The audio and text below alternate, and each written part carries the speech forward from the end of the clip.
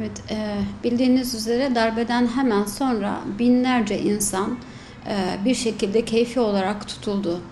Onlardan bazıları tutuldukları arabalarda infaz edildiler, yargısız infazla. Kimisi işkence altında hayatını kaybetti.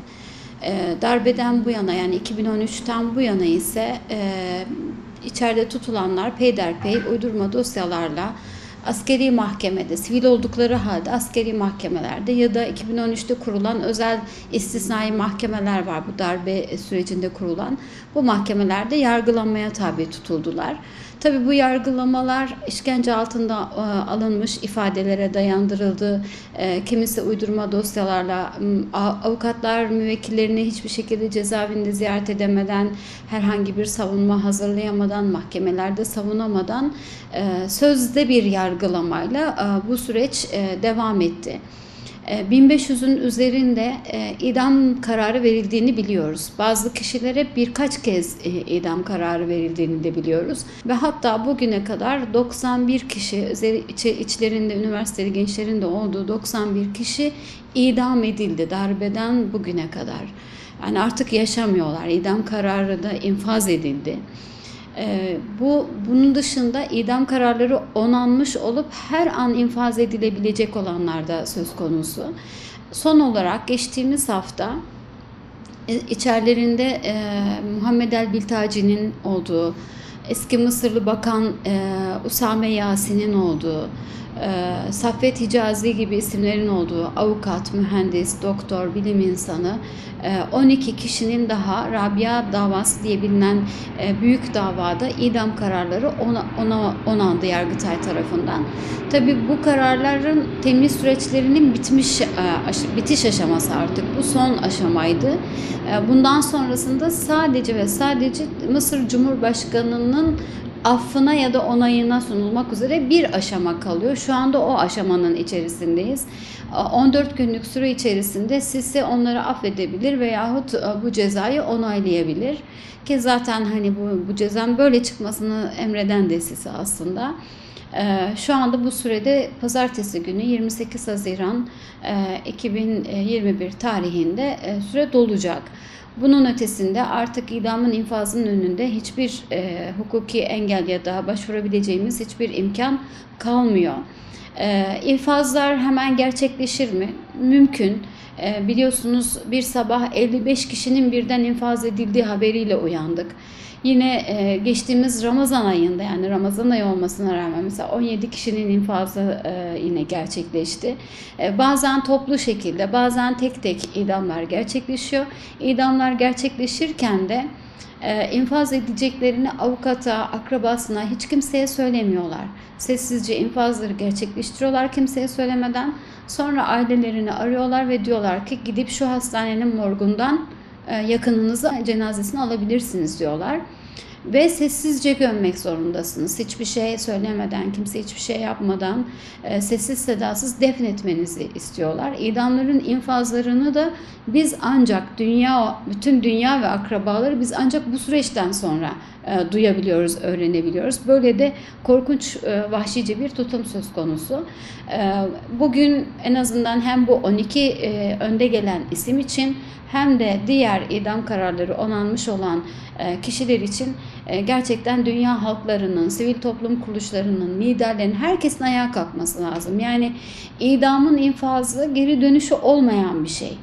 Artık yapabileceğiniz hiçbir şey kalmıyor o insanlar için. Yani 91 kişinin tamamının masum bir şekilde idam edildiğini hepimiz çok iyi biliyoruz. Sizi de çok iyi biliyor.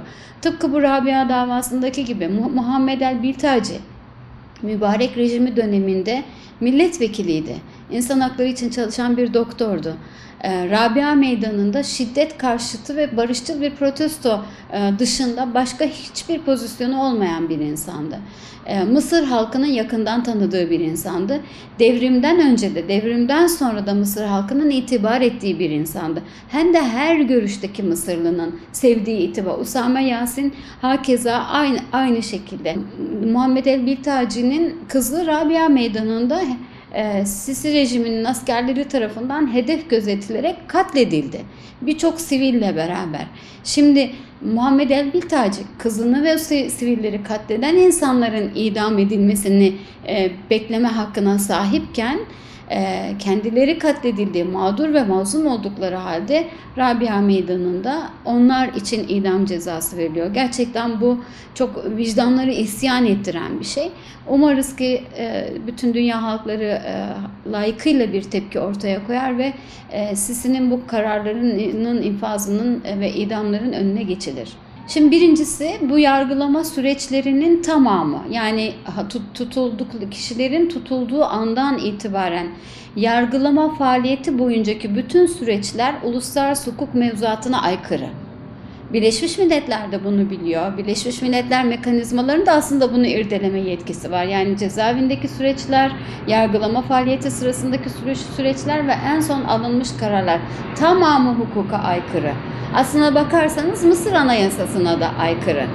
Yani bu uygulamalar, bu yargılama faaliyetleri aslında olağanüstü hal koşullarıyla uygulanan faaliyetler ve Mısır Anayasası'na ve uluslararası hukuka aykırı bir şekilde gerçekleşiyor. Elbette Birleşmiş Milletler gibi, Avrupa Birliği gibi, İslam İşbirliği Teşkilatı gibi bölgesel ve uluslararası tüm mekanizmalar buna karşı çok rahatlıkla aktif bir şekilde müdahil olabilirler.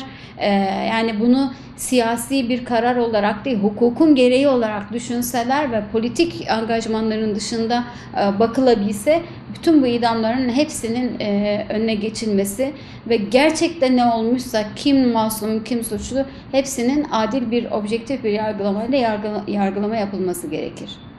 İdam kararlarının sürekli belki gündeme gelmiş olmasıyla sanki bu yakın zamandaki risk çok fazla anlaşılmıyor. Ben Türkiye medyasında da çok fazla o yüzden yer bulmadığı kanaatindeyim. Herkes hala bir takım mekanizmaların çalıştırılabileceğini galiba düşünüyor ama bütün mekanizmalar bitti, her şey bitti yani. Artık her an infaz aşamasına gelmiş durumda. İkincisi Türkiye ile Mısır arasındaki diyalogların gelişimi gibi bir süreç, detaylarını bilmiyoruz ama böyle bir sürecin olduğundan hepimiz haberdarız. Umut ederdik ki gerçekten böyle müspet yürüyen bir süreç söz konusuysa böyle bir karar da çıkmasın ama gördüğümüz kadarıyla gerek Sisi'nin en son Yunanistan'da yapmış olduğu görüşme ve açıklamalar, gerekse özellikle hani bu benzer kararlar ve adımlar bu sürecin çok da öyle müspet yürümediğini gösteriyor. Tabii bu dışarıya yansıyan kısmıyla gördüğümüz hususlar. Şunu biliyorum, Türkiye'deki siyasi liderler, siyasi mekanizma, partiler, hareketler, kurumlar hepsi Muhammed Biltaci ve arkadaşlarına verilen bu idam kararı ile ilgili büyük bir üzüntü içerisindeler. Çaba içerisinde olduklarını da isim vermeyeceğim ama büyük bir çaba içerisinde olduklarını da biliyoruz ve görüyoruz. Ailelerle de böyle bir diyalog ve söz konusu iletişim. Umarız sonuç verir ama şundan eminim, sadece Türkiye ile çözülebilecek bir süreçte değiliz. Yani bütün İslam dünyasının, Müslüman liderlerin ve dünyanın diğer bütün, yani Müslüman olan olmayan bütün liderlerinin ve halklarının bunun karşısında durması gerektiğini düşünüyorum. Ancak bu şekilde durdurabiliriz. Aileler büyük bir endişe, üzüntü içerisindeler. Zaten hani hapishane süreçleri, işkence, tıbbi tedavi alınamama, bütün bu süreçler büyük bir üzüntü. Ama bir de bunun üzerine bu karar gelince üzüntüleri çok daha derinleşti. Ben evet bir kısım ailelerle sürekli diyalog halindeyim. Biltaci ailesi, Muhammed Biltaci zaten 2006 yılından beri tanışık olduğum, birlikte Filistin için çalışmalar yürüttüğümüz bir kardeşimiz. Daha sonrasında Mavi Marmara'da da beraberdik. Ailesiyle de sürekli irtibat halindeyiz. Yapabildiğim kadar ben de onların hukuk mücadelelerine katkı veriyorum. Başka aileler de var burada Türkiye'de. Onlar da yani yapılabilecek en ufak bir umudun olduğu her yere başvuruyorlar. Herkesle görüşüyorlar. Sabahlara kadar toplantılar yapıyorlar. Mektuplar yazılıyor. Yani onlarla beraber bütün dünya liderlerine mektup yazdık. Dini liderlere, siyasi liderlere mektup yazdık. Parlamento başkanlarına mektup yazdık. Sivil toplum kuruluşlarına mektup yazdık. Herkese çağrıda bulunuyoruz birlikte.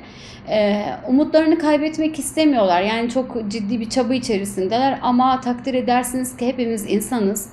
Ne kadar güçlü olmaya çalışırsak çalışalım, hani insanın eşini, evladını, babasını böyle bir bu kadar zalimce bir süreçle ve sonunda bir idamla her an karşı karşıya olduğunu düşünmesi ve acaba bu sabah böyle bir haber mi alacağım diye bir korkuyla yaşaması çok basit bir şey değil. Ben bizi duyan, sesimizi duyan herkese bir cümle kurun, bir cümleyle bu idamların yanlış olduğuna ve yapılmaması gerektiğine dair paylaşım yapmalarını istiyorum. Kimlerin etkisinin olduğunu düşünüyorsanız lütfen mektup yazın. Yani Birleşmiş Milletler, Avrupa Birliği, liderler, siyasi partiler, meclisler, alimler, aklınıza kim geliyorsa, eminim bizi duyan herkes bu kardeşlerimiz için dua ediyor ama birebir de çağrı yapıp etki edecek bir şeyler yapmak lazım. İmza kampanyaları yapabilirsiniz. Elimizden ne geliyorsa hepsini sonuna kadar yapmalıyız. Başka türlü durdurma şansımız yok. Ama en azından bizler de safımızı, duruşumuzu belli etmiş oluruz. Bu idamların ve bu zulmün karşısında olduğumuza dair.